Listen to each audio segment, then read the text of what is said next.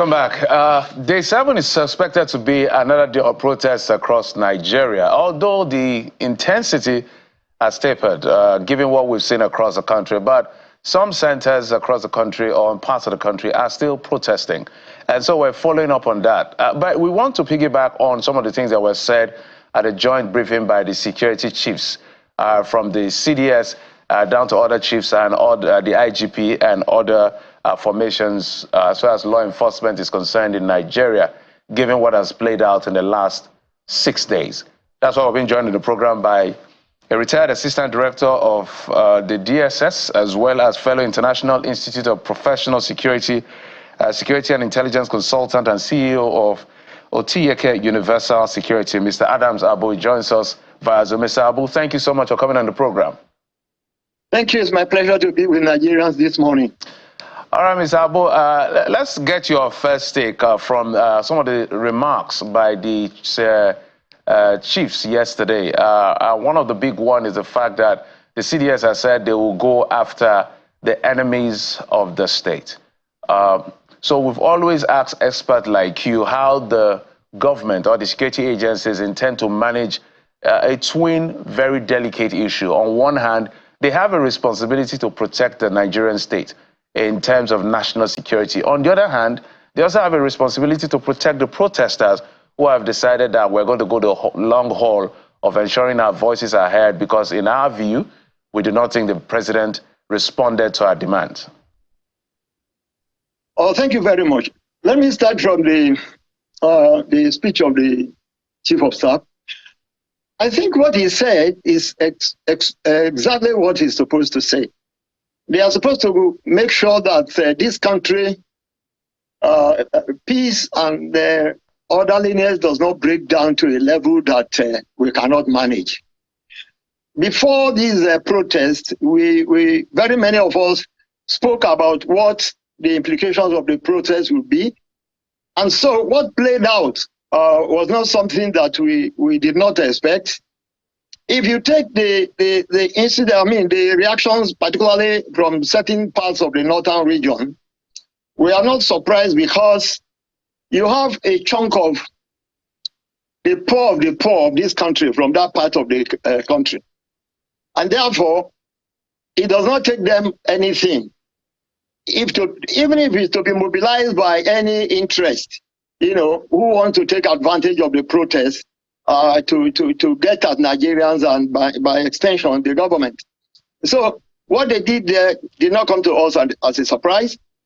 And if you look at the South, the protest seems to have been, the southern part of Nigeria, the protest seems to have been managed, according to the rules of the game, better than it is in the north. What am I saying? I am saying that the condition that even brought about these protests, hunger, is much more in the north, northern part of the country, than we find it in the south, apart from level of education and things like that. So, like he said, having watched other nations' flag, being flown in Nigeria, and being seen at the level at which they are calling, and some are even calling for military intervention, certainly they will go after the sponsors, the perpetrators, and bring them to justice. And also make sure that they don't go further than what they are doing, so that they don't again influence other Nigerians and make the country ungovernable for us. Like we have said before, we all know that protest is our right, but how we go about it is, and I'm sure very many of the proponents of protest, I've seen that very many people have gone out of the space in their own protest. Therefore, security forces cannot keep their eyes and watch things. Look at what happened in Kaduna. A whole armored vehicle, was taken and was being driven. Only God knows whether it's even the agent that was forced to be driving it, or they are the one that are forced to be, driving it around. Don't also forget that this is a region that is infested with terrorists and bandits, and they will take advantage of it and make life difficult for us. So I think it's necessary that they go after them and bring peace to the country. Well, in fact, the Kaduna State Police had put out a statement saying that, well, the APC, that's the Armored Personnel Carrier, was not taken over by the protesters, that the personnel was trying to maneuver through without causing any bodily harm, injury, or death to any of the young people there. And so that's why we saw it moving in that manner, at least according to the police. So that's the statement from the police regarding that, but there's still questions to be asked about that whole scenario. But I'd like to come now to the police specifically now, because the police is responsible primarily for security at times like this. So speak to us about what the Inspector General of Police said yesterday that got a lot of people talking, that the police did not use live rounds, live ammunition during the protest, and the people were quick to refer to incidents in Kano and in other parts, asking that, so what exactly happened in those areas? I know there's been that debate of are they protesters, are they thugs or hoodlums, and all of that. But what do you make of the IGP's statement, particularly in the light of the videos we've seen, the reports that have been confirmed as well about the deaths of people who had gone out on the streets, particularly in the northern part of the country? What do you make of it? Okay, I think the issue there about Kano and certain parts of the country, I think what will happen is the outcome of an investigation that can really tell us who shot, who killed, and things like that. I had one of somebody saying that the police should have body cam and all that. We know that in this country we have not started that. I don't even know whether the pilot scheme has started. So it is difficult. So it is investigation that will tell us. But you see, what makes it to be complex? You are also aware that there were anti-protesters and who are also violent, and some of them were accused of carrying arms. If you look at the case of Kano, if you look at some of the protesters that tried to vandalize government property, you will now be thinking that there could be political undertone, considering of the political situation and the traditional issues in Kano. I'm sure that must have come to play in what really happened around that site. So in all this, I think security agencies, particularly the Office of the National Security Advisor, has a responsibility to Nigerians to go to the root of if people were killed, identify them, and then trying to find out the place and who are those that are likely to have done that. It is not something that we can sit down now and say this particular organization must have been responsible. No, we can only say, we can only be guessing. But the ideal thing to do for us, of course, if there are crises like this, investigation is the ultimate. But it must be interdisciplinary committee to investigate this kind of scenario. Don't leave it alone to the organizations that have been accused to handle it. I think it's better for us that way. However, and I want to say that with the intensity, with the way the thing turned out, I'm personally happy that protest is coming down. And I'm sure that government will not relent on its oars to look at the issues that brought about the protest so far and see what they can do. Because as a country, we need to move forward. And up to now, we have a very big security challenge on our hands that we are yet to solve, and we cannot afford to add more. And so in that context, we must not rest on our oars. All right. We must also say, I think we got a report from a correspondent in Kaduna about these End Bad Governance protests that turned bloody in Kaduna on Tuesday, where we understand the 16-year-old was killed by a soldier accidentally. I think the defense headquarters has also spoken about that the officer involved has been taken into custody. So we're happy that the army is taking responsibility. We're happy that's a good one. Go ahead, sir. I said that's a good one. You can see that security forces are not, will not deliberately be killing Nigerians, as it were. And since the officer has been taken into custody, investigation will eventually bring others out. If they need to be taken into custody, they will do. Yeah, the reason I'm asking the question, piggyback on what Kayode has said, is the fact that it appears the IGP made a blank statement and he didn't dig down, dig deep into that conflict. And that's what Nigerians are expecting more from him. You cannot just come on TV during a press and say, police did not kill anybody. And if we have over 10 people killed, so who killed the people? It is still the police. For instance, when we're doing a report, one of the best ways we confirm about fatality is the report from the police. So, as at this time, we expect to be hearing, in other climes, literally every day we're getting briefing of casualties. We don't wait for the entire exercise to end at the end of the day. So that's why, because the police IGP himself, which is what I want you to speak to, when he met with paramilitary heads a day before the protest, said they will be armed with body cams. Is it possible for us to see those body cams? Because that's the only way Nigerians will believe him. Thank you very much. I think you see, when we begin to compare our public officers with other climes, in most cases I laugh. I laugh because these are people that have gone to those countries and see what is practiced there. And how many times have they come here to practice them in our own country? Like you said, he said there was going to be body cam, and we have not seen yet what the body cam, who are those that wore it, and whether the places this incident happened, there were officers that had body cam that can give us, something. But all I think we should do now is, like I said, let there be in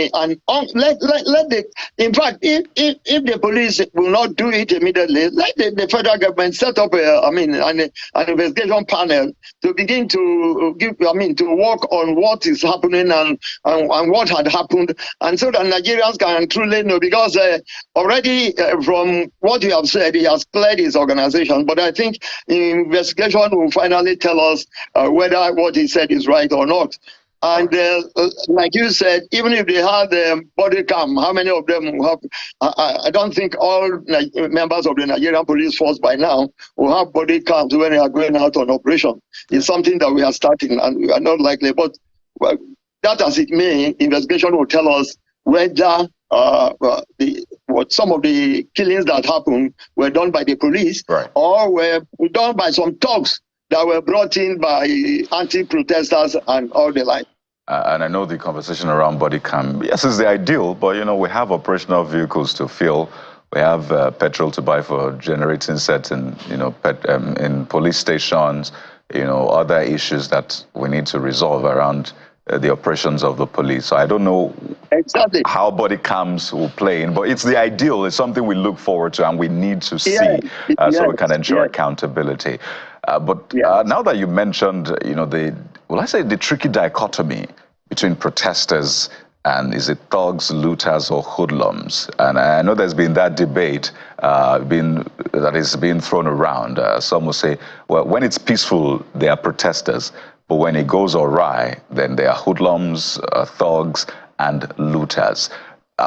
We've identified at least some heads, or at least some arrowheads of protests, some organizations, the Take It Back movement, and some others who have said, well, we're protested, right? And we expect protection from the police. We're going to keep it peaceful. These are our demands, and we'll stay to ensure these demands are met. So we have those ones. But we've also seen things go violent in other parts of the country. We've seen curfews being imposed.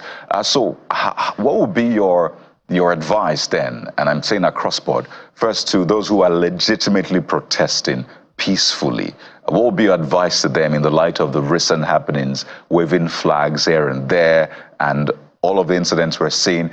I don't know if it's okay to advise the looters and the rest, but you can try to. But how would you speak to those who are demonstrating generally? Oh, thank you very much. I think, let me first say that if you start a protest, within that protest, anybody can turn to looter. He can turn to, he may still remain a genuine protester.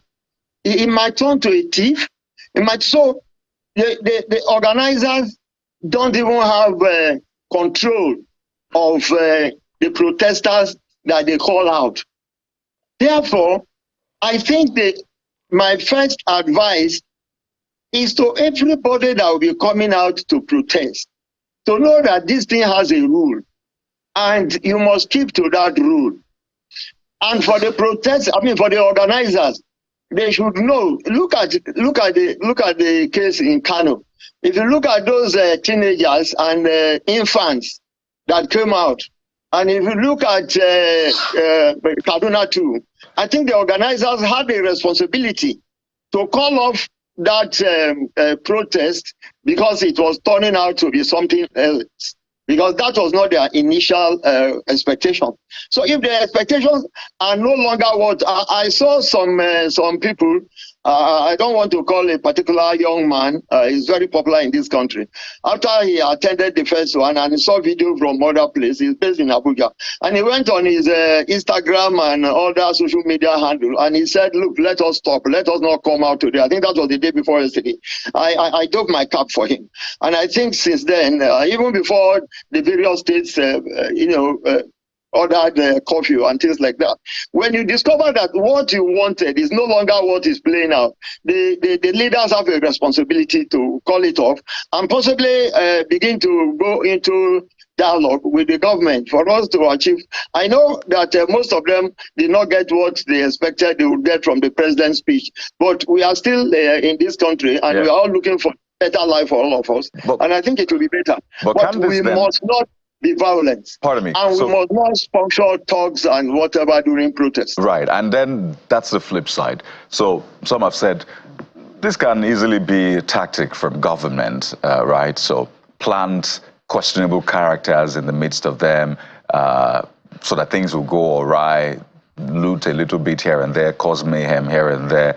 So the protesters will be cowed and say, you know what, we're no more going about what the Constitution at least empowers us to do, to voice our concerns within the ambit of the law. So what do you say to those who have the theory that this may also be sponsored by governments to ensure that people don't come out to protest?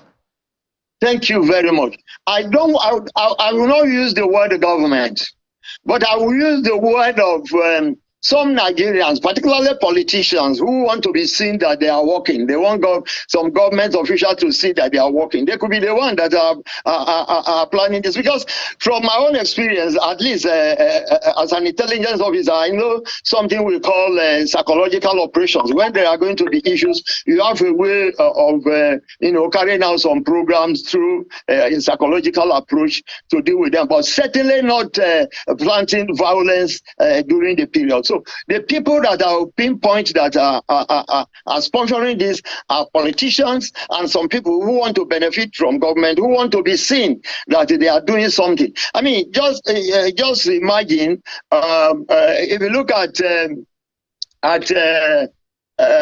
I think is it Lagos? I mean, what I saw from that part, you discover that there are some people that just want to be seen, and they go back that we did this, we did that. Certainly, government will not get up and begin to make vote. I don't think we have degenerated to that level. And if that can be proved, that must be most unfortunate. Then we are not anywhere near democracy at all for any reason.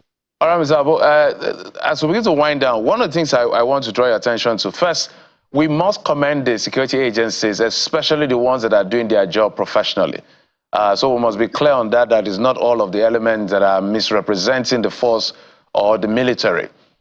In other climes, I know you say when we talk other climes, you start laughing, but that's why we're here, to develop. Remember what happened with the assassination attempt on Trump? Lapses in terms of security. The head of the Secret Service had to resign. Well, that doesn't happen here. Now, so where I'm going with this narrative is the police or the state government that approached the court to say, confine the protesters to Ganifa Park and Peace Park. One of the reasons they gave is that even the police is not sufficient enough to be on ground to police everywhere. So speaking from an intelligence point of view, because there may never be a time when people want to protest and there will be it can be hijacked and this and that. Is it that what can be done so that everybody's right is protected at all times? Not the excuse of inability to protect or hijack at the end of the day, because there's a great point at saying police can protect everywhere or police everywhere. Yeah. Thank you very much. Well, first, let me say this. The court, looking at how big Abuja is and its environment, decided to say that protesters should be confined to the stadium. In my own opinion, I don't know whether it's a contempt, but if it is, they should forgive me. I don't think that was the right thing to do. They should have pinpointed more places, because you know that hundreds of thousands of people will be coming out. And like we said, police cannot be everywhere. If that is their reason for confining, them to that stadium, they should have added more places so that there will be no agitation here and there. And I think one of the things I heard, they said national stadium. The environment of the national stadium, some alleged, I heard one of the lawyers said, the environment is still part of the national stadium and things like that.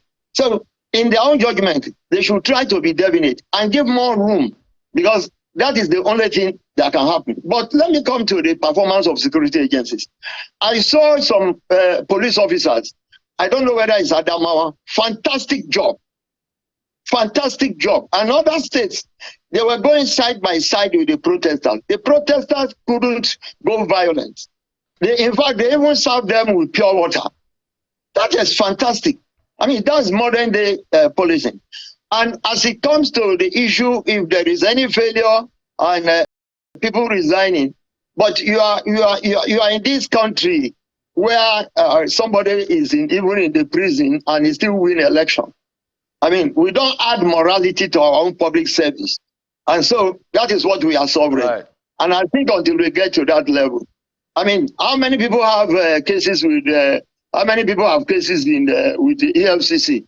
Trillions. And they will tell you that because he has not been convicted, they are in the Senate, they are in the National Assembly, they are governors, they are everything. That is the kind of democracy we preach. I wish we can preach a democracy where no public servant will touch a dime out of public funds that can be used for the development of our nation. That is what other nations did. You can't do that in America, you can't do that in other nations. I think that's my submission. Very painful anyway. Your submissions are quite apt. Thank you so much, sir. Retired Assistant Director of the DSS, Fellow International Institute of Professional Security, and the Security and Intelligence Consultant, CEO of Otieke Universal Security, Mr. Adams Abu, joining us via Zoom. Thank you, sir, for coming on the program. Thank you, my Nigerians. My pleasure to be with you this morning. I appreciate you. All right, we'll take a quick break. When we come back, we'll switch gears to the subnational, and in focus is Edo State. Join us again.